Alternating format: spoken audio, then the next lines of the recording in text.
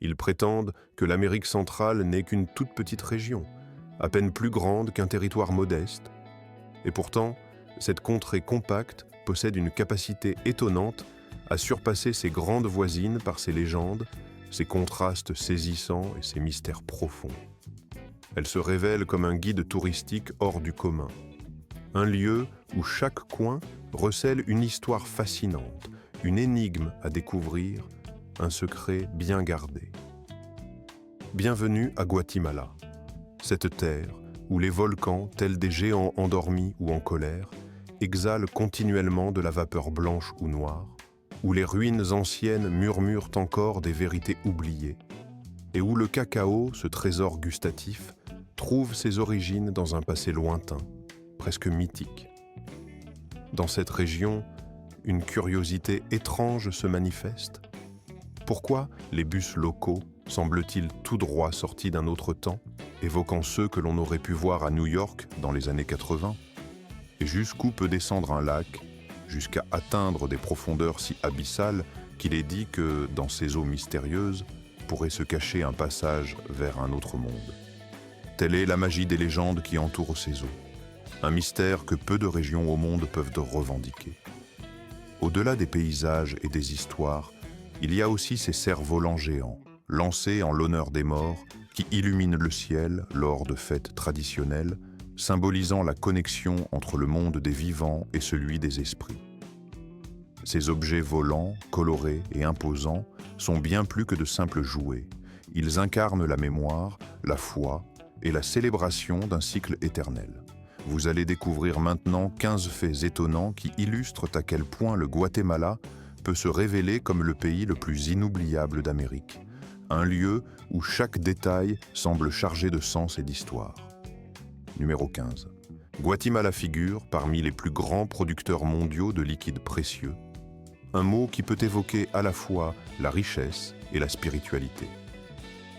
Beaucoup pourraient penser que cette ressource n'est qu'un simple caillou vert, un souvenir à acheter dans une boutique touristique. Mais détrompez-vous. Ici, cette pierre a longtemps incarné le pouvoir des rois, la présence des dieux et la connexion avec l'au-delà. Guatemala, ou plus précisément la région de Vatimala, demeure l'un des plus grands fournisseurs de zidite, cette variété de jade que l'on considère comme la plus rare et la plus précieuse au monde. Cachée au sein des roches volcaniques et des lits sacrés des rivières, cette pierre précieuse était autrefois utilisée comme monnaie par les souverains mets, symbole de leur autorité divine. Encore aujourd'hui, dans la vallée de la rivière Matagua, des villages entiers vivent de l'artisanat de la sculpture sur pierre, perpétuant un savoir transmis de génération en génération, comme un héritage vivant. Certains fragments sont si purs et si magnifiques que des collectionneurs venus de Chine ou du Japon sont prêts à offrir $1000 pour un petit échantillon, preuve de la valeur inestimable de cette pierre. Mais le jade ne se limite pas à une seule couleur. Il existe dans des teintes allant du blanc glacé au noir profond, en passant par des nuances de violet. La prochaine fois que vous apercevrez un morceau de jade, demandez-vous si ce n'est qu'un simple ornement ou si, dans ses veines, se cache peut-être un trésor que l'on croyait réservé aux dieux eux-mêmes. Numéro 14. Sur la côte pacifique du pays, il est possible de relâcher de petites tortues dans la mer, un acte chargé de sens et de responsabilité. Avez-vous déjà tenu entre vos mains la vie fragile d'un être qui dépend entièrement de vous pour sa survie? Sur cette côte, vous ne serez pas simplement un touriste, mais un véritable défenseur de la nature. L'émotion est intense lorsque la petite tortue, encore toute mouillée et tremblante, commence à se tortiller dans votre paume avant de se précipiter avec détermination vers la mer. De juin à décembre, chaque année, des milliers de bébés tortues olivâtres ou luttes émergeant sur les plages guatémaltèques, brisant le silence avec leurs mouvements fébriles. Les habitants locaux, épaulés par des organisations écologiques, protègent farouchement ces œufs contre les braconniers et invitent les touristes à prendre part à cette libération, à cette renaissance. Les chances pour ces petits êtres de rejoindre l'âge adulte sont étonnes. Dans le récit de notre planète, il existe des histoires qui méritent d'être racontées avec sincérité. Des récits authentiques, parfois oubliés ou méconnus, mais qui, par leur beauté ou leur importance, méritent d'être portés à la connaissance du monde entier. Parmi ces histoires, celle du numéro 13 occupe une place particulière, celle du Quetzal, cet oiseau emblématique, symbole national du Guatemala, dont la splendeur captive tous ceux qui ont la chance de l'observer. Au cœur même des forêts de nuages qui enveloppent les montagnes guatémaltèques, une teinte éclatante surgit, si vive qu'elle semble avoir été créée par la magie d'un logiciel de retouche numérique. Le Quetzal, avec ses longues plumes irisées qui traînent derrière lui comme des rubans de soie flottant au gré du vent, évoque davantage un rêve qu'un animal réel.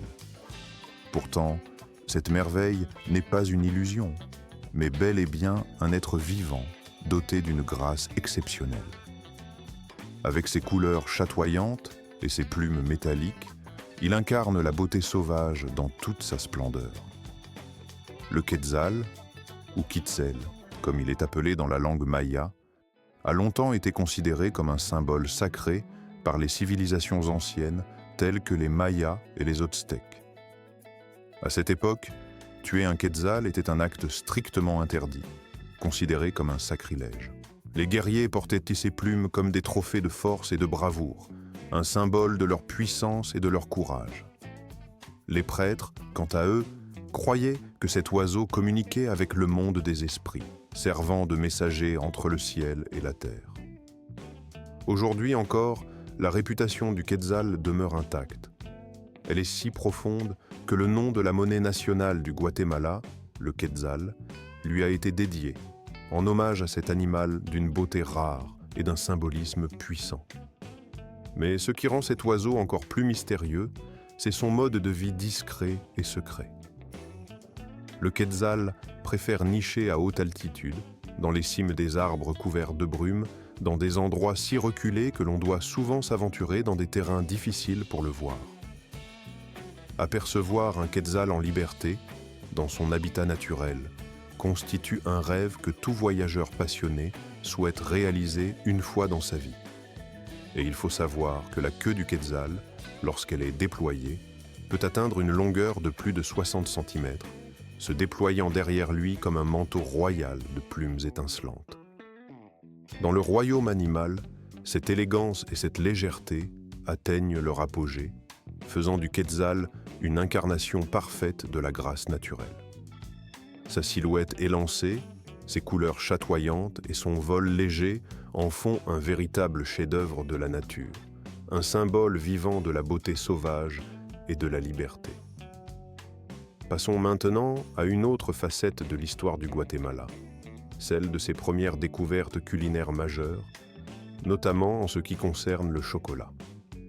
En effet, la première tablette de chocolat connue est apparue dans cette région bien avant que la Belgique ou la Suisse ne se lancent dans la fabrication de cette douceur. Avant même que Willy Wonka ne crée sa célèbre chocolaterie dans un film, le Guatemala possédait déjà sa propre tradition ancestrale autour de cette boisson mystérieuse et sacrée. Ce fameux chocolat, tel qu'il était consommé à l'époque, était une boisson amère, riche en saveurs et en épices, faite à partir de grains de cacao soigneusement broyés. Les Mayas, qui adoraient le cacao, le considéraient comme un don des dieux, un véritable trésor divin.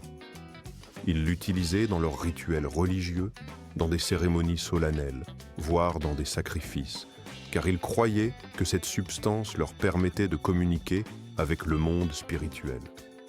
Les fèves de cacao étaient si précieuses qu'elles servaient également de monnaie d'échange, attestant de leur valeur inestimable. Imaginez un instant pouvoir acheter un repas ou un objet précieux en échange de chocolat, comme si cette douceur incarnait la richesse et la spiritualité de toute une civilisation. Ce rêve, qui semble presque irréel, était une réalité pour les Mayas. Des fouilles archéologiques récentes, menées à Guatemala, ont révélé des outils sophistiqués utilisés pour presser le cacao en forme de tablettes solides, semblables à celles que nous connaissons aujourd'hui. Ces découvertes ont conduit les chercheurs à envisager que le Guatemala pourrait être le Bear. Ce n'est pas simplement un bus, mais une véritable renaissance, une métamorphose qui transcende la simple notion de moyen de transport. Bienvenue dans l'univers fascinant des Chicken Bus, ces véhicules emblématiques qui incarnent à la fois le chaos et la vitalité du Guatemala, un pays où chaque trajet devient une aventure colorée et imprévisible. Ces autobus, qui semblent tout droit sortis d'un autre continent, ne sont pas de simples bus scolaires américains désuets, mais plutôt des œuvres d'art en mouvement, façonnées par l'imagination et la passion de leurs conducteurs. Chacun d'eux est soigneusement customisé, peint de fresques éclatantes, orné de motifs lumineux, de chrome étincelant, de stickers multicolores et de slogans religieux inscrits en lettres flamboyantes.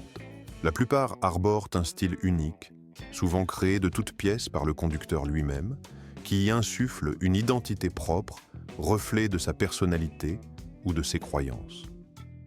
Certains sont équipés de lumières LED clignotantes, de cornes tonitruantes qui résonnent dans la ville, ou encore de barres de toit chargées sur le sommet, souvent chargées de poulets vivants ou de figures symboliques. Et c'est précisément cette touche d'originalité qui rend ces véhicules si captivants. Beaucoup d'entre eux ont commencé leur vie dans les écoles américaines, comme autobus scolaires usés par le temps. Après une dizaine ou une douzaine d'années de service, ils entrent en retraite. Mais leur seconde vie ne fait que commencer, car ils sont alors achetés par des artisans locaux qui leur donnent une seconde jeunesse, les transformant en véritables symboles de la culture de rue. Certains conservent même leurs feux de freinage d'origine, ainsi que leurs bancs en bois, témoins silencieux d'une histoire ancienne. Monter à bord de l'un de ces chicken bus, c'est comme faire un voyage dans le temps. En rythme, avec la salsa qui s'échappe des haut-parleurs, une musique entraînante qui accompagne chaque étape du trajet. Toutefois, ne vous y trompez pas, car derrière cette apparence festive se cache une machine rapide, bruyante et souvent surchargée, qui file à toute allure, sans compromis. Ces bus roulent à une vitesse soutenue, avec une énergie débordante et sont toujours pleins à craquer, remplis de passagers, de marchandises ou de souvenirs. Aucun déplacement dans Guatemala ne saurait être complet sans chevaucher cette icône vivante de la culture populaire, reflet d'une société dynamique, à la fois chaotique et chaleureuse. Guatemala, quant à lui, est une terre de contrastes saisissants, baignée par deux immenses étendues d'eau. Il n'est pas étonnant que ce pays, niché en plein cœur de l'Amérique centrale, semble délimité par des mondes opposés qui cohabitent en parfaite harmonie. D'un côté, s'étendent les plages de sable noir volcanique, réchauffées par le soleil couchant sur l'océan Pacifique, créant un paysage à la fois sauvage et apaisant, où les vagues viennent s'écraser avec force contre la côte.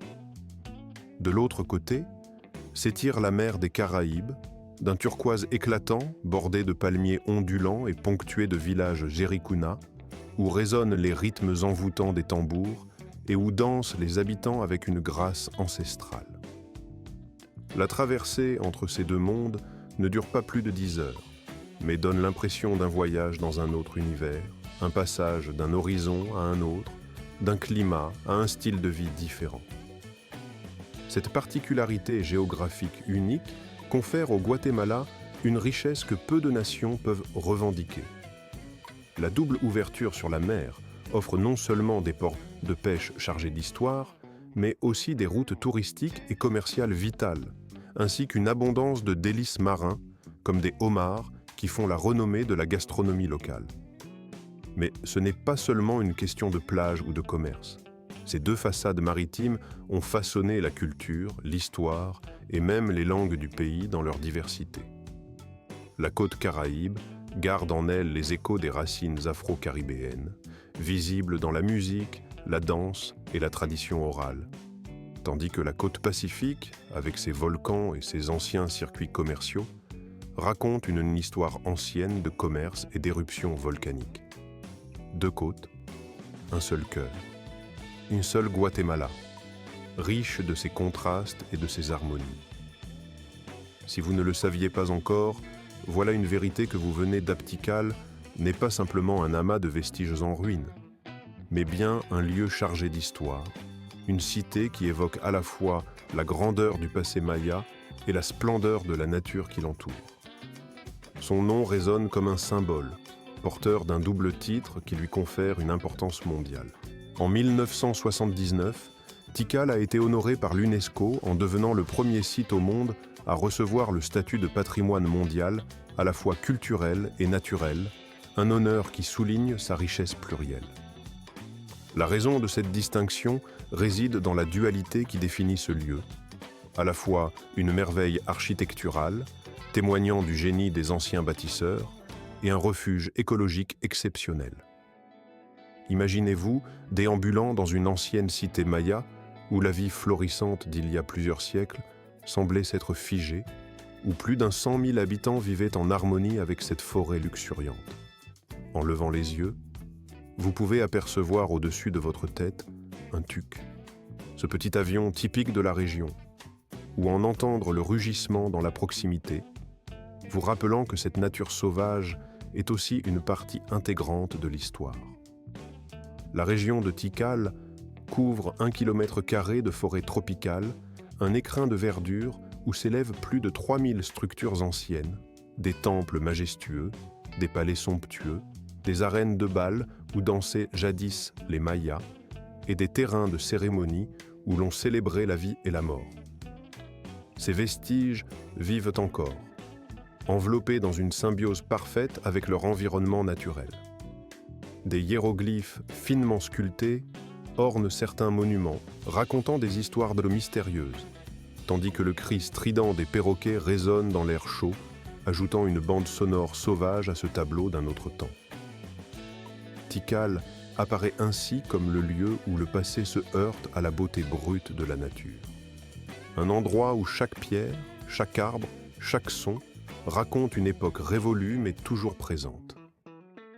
Si Indiana Jones avait à choisir un lieu de prédilection dans le monde réel, nul doute qu'il aurait été attiré par cette cité mythique, cette aventure archéologique vivante. La 8e position dans notre classement est occupée par une figure emblématique née en Guatemala, un homme dont l'esprit visionnaire a bouleversé l'apprentissage des langues à travers une plateforme innovante. Vous avez probablement déjà rencontré le célèbre hibou vert, symbole de cette initiative, qui vous incite à découvrir de nouvelles langues comme l'espagnol ou le français. Mais ce que vous ignorez peut-être, c'est que l'esprit derrière cette révolution linguistique vient d'un pays aussi riche en culture que le Guatemala.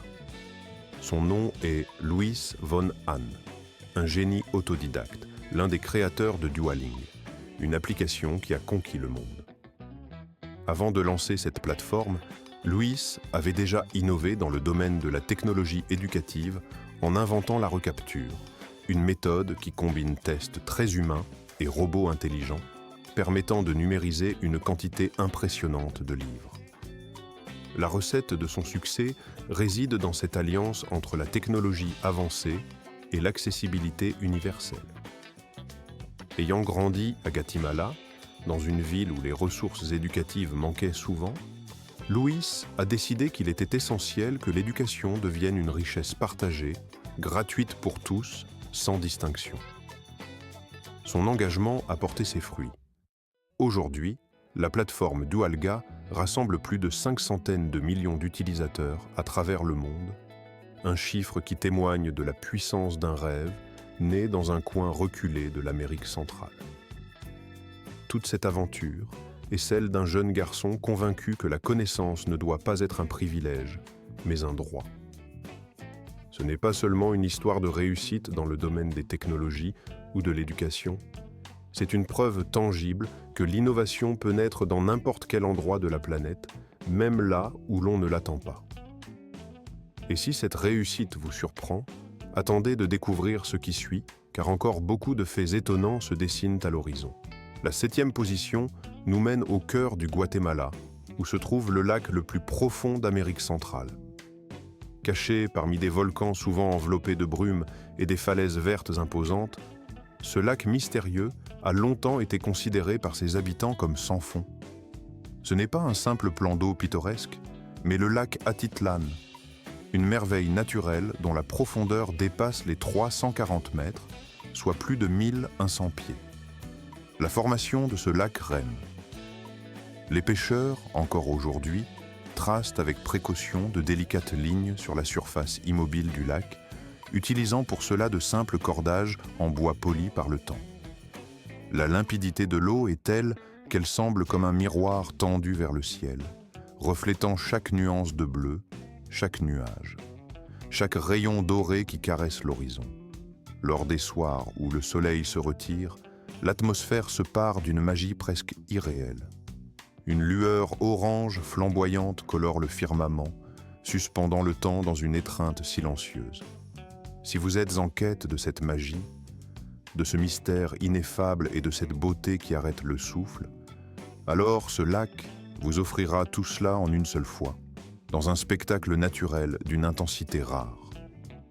Ce lieu, que l'on désigne comme numéro 6 dans une série de merveilles, se trouve en territoire espagnol, mais il ne se limite pas à une seule langue. En flânant dans le marché animé de Guatemala, vous pourriez percevoir des sons inattendus, des voix qui ne sont pas espagnoles. Vous entendrez sûrement une langue ancienne, vivante, qui appartient à une civilisation millénaire. Plus de 20 langues autochtones, encore aujourd'hui, en usage quotidien à Guatemala, portent la mémoire vivante des peuples qui y vivent. Oui, vous avez bien entendu, 20. Un nombre impressionnant qui témoigne de la diversité linguistique du pays. Bien que l'espagnol demeure la langue officielle, dans les régions montagneuses escarpées ou au cœur des jungles épaisses, des communautés entières parlent le quichua, le quechua, le mam ou d'autres dialectes anciens, transmis de génération en génération depuis des temps immémoriaux. Ces langues ne se limitent pas aux conversations familiales ou aux échanges dans le cercle privé. Elles résonnent dans les écoles, s'entendent dans les tribunaux, se diffusent à la radio et s'affichent dans les journaux. La variété de ces langues est tout simplement stupéfiante. Dans un village, c'est le caxiquel qui s'exprime, dans un autre, c'est l'ixil, et chaque langue possède sa propre grammaire, ses sons singuliers, son essence culturelle propre. Cette richesse linguistique constitue un reflet fidèle des racines profondes de la civilisation maya, qui ne se limite pas à un patrimoine conservé dans des musées ou des livres. Elle se vit dans le rire joyeux, dans les prières ferventes, dans les récits transmis au fil des générations. Pensez-y. Ce petit pays recèle plus de voix anciennes que la majorité des régions du monde moderne. Si cette richesse vous touche en plein cœur, ne passez pas à côté. Explorez, écoutez, partagez et laissez-vous emporter par ces histoires qui révèlent l'âme même des lieux que nous évoquons. Numéro 5. Guatemala compte plus de 30 volcans, de géants silencieux qui surveillent la région. Ici, la terre ne se contente pas de trembler ou de cracher de la lave. Elle semble aussi vouloir parler, dire « Sortez tôt le matin ». Et peut-être remarquerez-vous un nuage inquiétant qui s'enroule au sommet d'un pic lointain. Mais ce n'est pas un simple nuage. C'est l'un des nombreux volcans qui parsèment le paysage, certains encore actifs. Parmi eux, le cône fumant du volcan Huega, dont la dernière éruption remonte à 2018, ou encore le majestueux Agua, qui domine la ville d'Antigua comme une sentinelle silencieuse, veillant sur la vallée. Guatemala est nichée sur la ceinture de feu du Pacifique, cette zone de tension géologique où la Terre ne cesse de se mouvoir, de se transformer.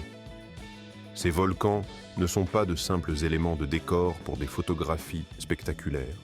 Ils façonnent la vie quotidienne. Des communautés entières cultivaient la terre sur des sols volcaniques d'une fertilité exceptionnelle, qualifiés de pays de l'or pour ses richesses naturelles. Les habitants gravissent parfois leurs pentes escarpées, où coulait jadis la lave en fusion, et le ciel se pare alors de couleur écarlate. Non pas à cause d'un coucher de soleil, mais sous l'effet d'une éruption en cours. C'est cette dualité entre beauté et danger qui rend la région si fascinante. Actuellement, 3 volcans sont en activité, offrant un spectacle flamboyant, visible sur plusieurs kilomètres à la ronde. Pourtant, dans leur proximité, la vie continue, tissée autour de ces géants. Les habitants ont intégré ces montagnes de feu dans leur légende, leur Kroï. Le numéro 4 évoque une vérité profondément enracinée dans l'âme nationale. Le café n'est pas simplement une boisson pour les habitants du Guatemala, il incarne leur fierté, leur héritage et leur identité. Dès l'aube, avant même que le regard ne s'ouvre complètement, on perçoit déjà cette odeur si caractéristique, cette fragrance riche, terreuse, qui semble flotter comme un souvenir olfactif dans l'air ambiant. Elle emplit chaque poumon d'un être éveillé, éveillant en lui un sentiment de connexion avec la terre même d'où provient cette précieuse matière. La senteur du café guatémaltèque, si profonde et authentique, est devenue l'un des symboles les plus visibles de la fierté nationale. Au cœur de cette nation, le café ne se limite pas à la simple consommation. Il représente aussi une source de vitalité, un pilier économique et culturel. Le Guatemala occupe une place de choix dans le concert mondial des producteurs de café, figurant parmi les 10 premiers pays exportateurs de cette précieuse graine. Son nom résonne bien au-delà de ses frontières, porté par la renommée de ses grains, appréciés pour leur saveur unique et leur qualité exceptionnelle. La raison principale de cette excellence réside dans des conditions géographiques et géologiques parfaitement orchestrées par la nature. L'altitude élevée, le sol riche en minéraux volcaniques ainsi qu'un climat doux et idéal créent un environnement que l'on ne peut reproduire par aucune autre méthode ou dans aucune autre région. Chaque grain de café y pousse dans un contexte spécifique, façonné par des éléments que la nature seule peut offrir, conférant à chaque récolte une saveur profonde, complexe et inégalée. Mais ce qui rend cette culture encore plus fascinante, c'est l'implication directe de plus de 125 000 familles Guatemala.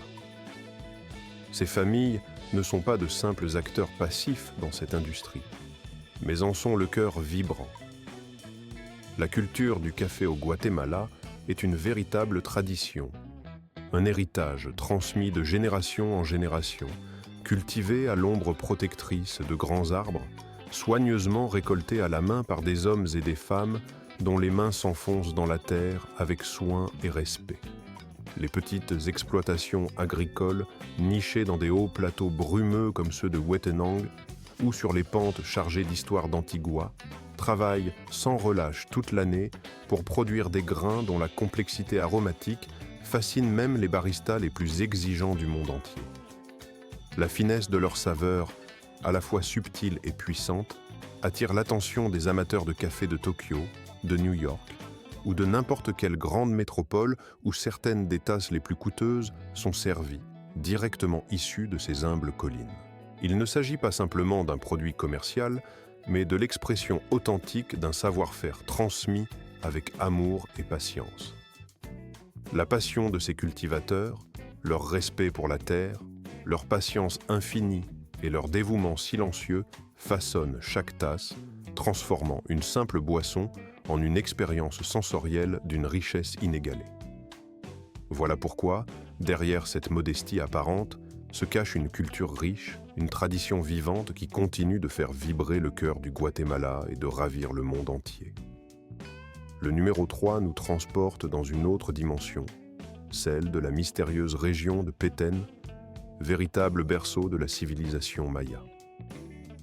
Au cœur des vastes jungles du nord du Guatemala, la terre s'étend à perte de vue, tapissée de végétation dense et luxuriante. Là, sous la canopée épaisse, reposent d'anciennes cités de pierre, silencieuses témoins d'un passé glorieux. Ces vestiges, à la fois mystérieux et majestueux, dorment sous la frondaison des arbres, comme des secrets enfouis dans la mémoire de la forêt. Écoutez attentivement. À travers le bruissement constant des feuilles, le cri perçant des singes et le murmure du vent, il est possible d'entendre, si l'on prête une oreille attentive, les échos de 3 millénaires d'histoire. Ces sons, Cette vie sauvage semble faire vibrer l'air de souvenirs anciens, comme une résonance du passé qui refuse de s'éteindre. Ce territoire, connu sous le nom de Nid, est considéré comme le berceau même de la civilisation maya. Son importance historique est telle qu'on l'appelle aussi le berceau du mois de mai, en référence à la force vitale qu'elle a incarnée. Si la cité de Tikal, avec ses imposants temples vertigineux, occupe une place privilégiée dans l'imagerie au cœur du Guatemala, un pays imprégné de traditions anciennes et de paysages variés, se déploie chaque année une célébration singulière en l'honneur de ceux qui nous ont quittés. Ce festival, où les cerfs-volants occupent une place centrale, transcende la simple commémoration pour devenir un véritable hymne à la vie, à la mémoire et à la continuité. Ici, les tombes se parent de fleurs éclatantes, transformant le cimetière en un jardin de couleurs et de senteurs, tandis que le ciel se métamorphose en une vaste toile d'art mouvant où s'élèvent des milliers de cerfs-volants tissés de mains d'artistes. La fête ne se limite pas à une simple décoration aérienne. Elle est le reflet d'un rapport particulier avec la mort, loin de l'ombre et du silence, dans une ambiance lumineuse, vibrante et profondément émouvante. Dans les petites villes de Sumpanga et Santiago Zacatepechis, cette tradition revêt chaque année une importance capitale. Le 1er novembre, les familles, rassemblées dans une atmosphère à la fois joyeuse et solennelle, participent à une manifestation d'une rare intensité. Leurs gestes se concentrent sur la fabrication et le lancement de cerfs-volants gigantesques, conçus à la main avec un soin méticuleux. Imaginez des structures de plusieurs mètres, aussi grandes qu'un autobus, composées de papier de soie coloré, de bambou finement travaillé et de cordages solides. Mais contrairement à ce que l'on pourrait croire, ces géants ne sont pas de simples jouets. Ils jouent un rôle sacré, tels des messagers spirituels qui, portés par le vent, sont censés transmettre des prières vers le ciel et repousser les mauvais esprits. Leur vol majestueux traverse le ciel, serpentant entre nuages et étoiles, comme une offrande aux forces invisibles qui régissent le destin. Pendant que ces serpents de papier s'élèvent haut dans le firmament, les familles, assises sur les tombes, profitent de cette occasion pour partager un moment de convivialité. Autour de repas traditionnels, ils mangent ensemble, mêlant saveurs locales et souvenirs d'enfance, tout en allumant des bougies dont la lueur vacillante illumine la nuit. La musique, joyeuse et rythmée, emplit l'air tandis que des histoires, souvent transmises de génération en génération, évoquent la vie des proches disparus, leur héritage et leur place dans le cœur de chacun.